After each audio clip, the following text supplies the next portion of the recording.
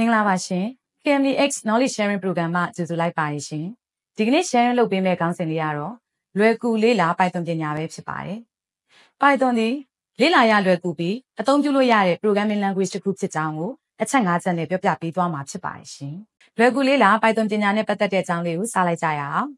နံပါတ်1 Why learn Python Python ကိုဘာကြောင့်လေ့လာသင့်လဲပေါ့အဲ့တော့ Python ဒီsyntax အရေးသားလွယ်ကူရိုးရှင်းပြီးတော့ code တွေက easy to understand ဖြစ်တဲ့အတွက်ကြောင့်မလို့ programming ကိုစတင်ခြင်းတွေအတွက်လေ့လာသင့်တဲ့ programming language တစ်ခုဖြစ်ပါတယ်။နောက်တစ်ခုက Python ဒီ data science, web developer, AI, machine learning လို့လိုမျိုးနည်းပညာနဲ့ပဲအသီးသီးမှာကျေပြန့်စွာအသုံးပြုနေကြပြီဖြစ်ပါတယ်။အဲ့တော့ Python ရဲ့ code တွေကရိုးရှင်းလွယ်ကူတယ်လို့ပြောတဲ့နေရာမှာလောလောဆယ်မှာ example တစ်ခုအနေနဲ့result တစ်ခုပြချင်ပါတယ်အဲ့တော့ဒီ result ကတော့အရန်ရိုးရှင်းတဲ့ hello world ဆိုတဲ့စာကြောင်းလေးတစ်ခုကို result အနေနဲ့ပြချင်တာအဲ့တော့ဒီနေရာမှာ hello world ဆိုတဲ့ result လေးကိုမြင်ရဖို့အတွက်ဆိုရင် print function ကိုသုံးပြီးတော့မှကိုပြစေခြင်းနဲ့ကိုမြင်စေခြင်းနဲ့စာကြောင်းလေးကို print function ထဲမှာထည့်ပြီးတော့ရေးပြလိုက်ရုံပဲဖြစ်ပါတယ်အဲ့တော့ print ဆိုပြီးတော့မှအနောက်မှာ hello world လို့ရေးပြခြင်းအပြင် result အနေနဲ့ hello world ဆိုတာလေးကိုမြင်ရမှာဖြစ်ပါတယ်အဲ့တော့ဒါကိုကြည့်ခြင်းအပြင် result တစ်ခုပြနိုင်ဖို့အတွက်ကိုရေးရတဲ့အရေးသားလေးဒီအရန်ရိုးရှင်းပြီးတော့လွယ်ကူတာကိုမြင်တွေ့ရပါလိမ့်မယ်နံပါတ်2 powerful library များအသုံးပြုခြင်းအဲ့တော့ Python မှာ pandas, django, tensorflow, numpy အစရှိရဲ့အသုံးဝင်တဲ့ library ပေါင်းများစွာရှိပါတယ် data တွေစီမံခန့်ခွဲတဲ့ data manipulation ပိုင်းဆိုင်ရာနဲ့ပတ်သက်ပြီးဆိုလို့ရှိရင် pandas လိုမျိုး library နောက် web development ပိုင်းဆိုင်ရာနဲ့ပတ်သက်ပြီးတော့ဆိုရင် django, AI နဲ့ machine learning ပိုင်းဆိုင်ရာနဲ့ပတ်သက်ပြီးတော့ဆိုရင် tensorflow စတဲ့ library တွေကိုအသုံးပြုပြီးတော့မှဒီလိုလုပ်ငန်းခွင်တွေမှာအသုံးပြုလို့ရနေပြီဖြစ်ပါတယ်အဲ့တော့ဒီနေရာမှာ AI နဲ့ Python တို့ရဲ့အရေးကြီးတဲ့ဆက်စပ်မှုအနေနဲ့ထပ်ပြီးတော့ပြောပြချင်ပါသေးတယ်အဲ့တော့ Python ဒီ artificial intelligence AI အတွက်အထူးဟိုမှာသင်လျော်တဲ့ programming language တစ်ခုဖြစ်ပါတယ် AI ဒီ machine learning, deep learning, natural language processing, computer vision တို့တွင်ပါဝင်တဲ့နည်းပညာတစ်ခုဖြစ်ပြီးတော့မှ Python က AI အတွက်အသုံးများဆုံး programming language တစ်ခုဖြစ်ပါတယ် Python ကို AI နဲ့သက်ဆိုင်တဲ့နည်းပညာများတွင်အသုံးများတဲ့အဓိကအကြောင်းရင်းကတော့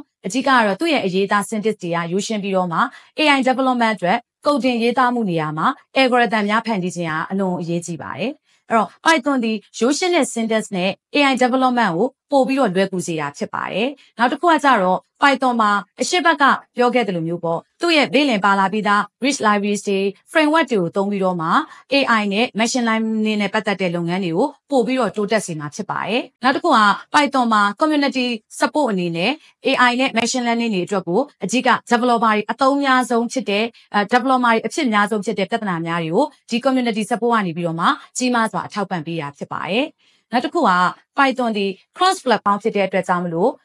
Windows independent ဖြစ်ပါတယ်အဲ့တော့ဘယ်လို Windows မှာမဆိုအလွယ်တကူ run လို့ရတဲ့နည်းပညာရဲ့တစ်ခုဖြစ်ပါတယ်အဲ့တော့ Windows, MacBook, နောက် Linux စရှိတဲ့ Windows တွေမှာအလွယ်တကူအသုံးပြုလို့ရမှာဖြစ်ပါတယ်နောက်တစ်ခုက Python ဒီတခြား programming language တွေဖြစ်တဲ့ Java, C++,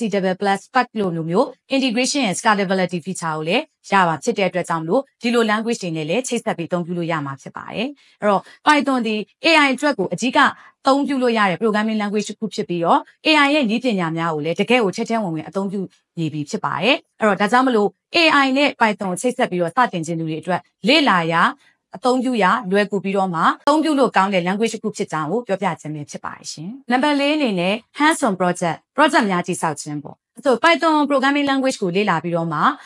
small project အသေးလေးကိုရေးခြင်းနဲ့ကိုယ့်ရဲ့ program တွေကိုစတင်လို့ရပါတယ်အဲ့တော့ small project လို့ပြောတဲ့နေရာမှာ example အနေနဲ့ Python language ကိုသုံးပြီးတော့ simple calculator မျိုးလေးတွေနောက်တစ်ခါကျတော့ extracting လို့ခေါ်တဲ့ data extracting ပေါ့နော် web ပေါ်က data တွေကိုရယူပြီးတော့မှလုပ်ငန်းလုပ်တာမျိုးတွေနောက်တစ်ခါကျတော့အလိုအလျောက်စကားပြောတဲ့ chatbot လိုမျိုး system တွေအဲ့လိုမျိုး project လေးတွေတည်ဆောက်ပြီးတော့မှကိုယ့်ရဲ့ Python code ကိုပို့ပြီးတော့တိုးတက်မှုများကိုလုပ်ကြည့်လို့ရပါတယ်ရှင်နံပါတ် 4 free learning resource လို့ခေါ်တဲ့ online resource များကိုအသုံးပြုပြီးတော့လေ Python ကိုအလွယ်တကူလေ့လာနိုင်မှာဖြစ်ပါတယ်အဲ့တော့ Python ကိုအခမဲ့လေ့လာလို့ရတဲ့ website တွေကတော့ online resource တွေဖြစ်တဲ့ W3 School, Real Python, Coursera အစရှိတဲ့အခမဲ့လေ့လာလို့ရတဲ့ website တွေမှာသက်ဆိုင်ရာဆက်နွယ်မှုရှိတဲ့နည်းပညာရဲ့ data ကိုဆက်တိုက်လေ့လာသွားလို့ရပါတယ်အဲ့ဒီမှာ interactive နဲ့ပတ်သက်တဲ့ tutorial တွေနောက်တစ်ခုကကြတော့ in-depth ဖြစ်တဲ့ guides တွေနောက်တစ်ခုက language နဲ့ပတ်သက်တဲ့ structure course တွေအကြောင်းကိုသက်ဆိုင်ရာ free လေ့လာလို့ရတဲ့အခမဲ့လေ့လာလို့ရတဲ့ website တွေကနေအလွယ်တကူဝင်ရောက်လေ့လာနိုင်မှာဖြစ်ပါတယ်နံပါတ်5အနေနဲ့ကတော့ connecting with communities ပေါ့နော်ရှေ့ဘက်မှာ AI နဲ့ အလွန်အသုံးဝင်နေဆိုတဲ့အကြောင်းမှလည်းပြောပြခဲ့ပါတယ်အကြီးက Python ရဲ့ community တွေဖြစ်တဲ့ချိတ်ဆက်ပြီးတော့အသုံးပြုတဲ့နေရာမှာ GitHub တို့လိုမျိုး Stack Overflow တို့လိုမျိုး Discord တို့လိုမျိုး community တွေကနေပြီးတော့မှဒီပညာရပ်တွေကိုမျှဝေပြီးတော့လည်းအသုံးပြုလို့ရသွားမှာဖြစ်ပါတယ်ဒါကြောင့်မလို့ဒီအချက်တွေကိုလေ့လာခြင်းဖြင့် Python programming language တွေလေ့လာရလွယ်ကူသော language တစ်ခုဖြစ်ကြောင်းကိုသိနိုင်မှာဖြစ်ပါတယ်ရှင်ဒီကနေ့ share လုပ်ပေးသွားတဲ့အကြောင်းအရာအားလုံးကကိုယ်တိုင်နဲ့ကိုယ့်ပတ်ဝန်းကျင်ကိုယ့်လုပ်ငန်းခွင်မှာပြန်လည်အသုံးပြုနိုင်မယ်လို့မျှော်လင့်ပါတယ်။နောက်ထပ်လည်း knowledge sharing နဲ့ပတ်သက်တဲ့ခေါင်းစဉ်တွေကိုစဉ်ဆက်မပြတ်တင်ပြသွားမှာဖြစ်တဲ့အတွက်ကြောင့်မလို့ KMDX e-learning platform လေးကိုဝင်ရောက်ကြည့်ရှုပေးဖို့ဖိတ်ခေါ်လိုက်ပါတယ်ရှင်။အားလုံးကျေးဇူးအများကြီးတင်ပါတယ်ရှင်။